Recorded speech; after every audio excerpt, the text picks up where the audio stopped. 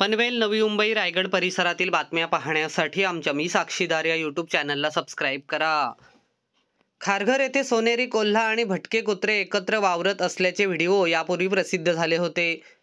त्यामुळे सोनेरी कोल्ह्यांचा अधिवास आणि संरक्षणाचा मुद्दा ऐरणीवर आला होता.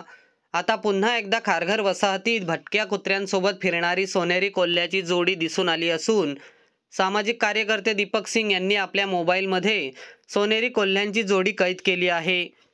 झपाट्याने विकसित होत असलेल्या खारघर वसाहती शेजारी असलेल्या डोंगर रांगांमध्ये मोठ्या प्रमाणात जैवविविधता अस्तित्वात असून विविध प्रकारचे पशु आणि पक्षी या ठिकाणी वास्तव्यास आहेत. विकासासाठी होत असलेल्या कामांमुळे मोठ्या प्रमाणात वृक्षतोड केली जात असल्याने या ठिकाणची जैवविविधता धोक्यात आली आहे. अशातच या ठिकाणी वास्तव्यास असलेले जंगली प्राणी आता अन्नाच्या शोधात मानवी वस्तीत घुसखोरी करू लागले आहेत.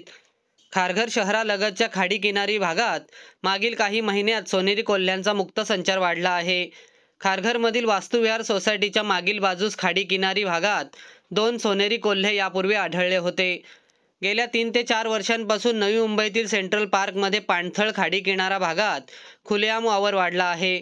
काही दिवसांपूर्वी खारघरमधील सेक्टर 15 येथील रस्त्यांवर सोनेरी कोल्हा मृत अवस्थेत आढळला होता. मागील काही वर्षात देखील कोल्ह्यांचे मृतदेह कुजलेल्या अवस्थेत पाहायला मिळाले.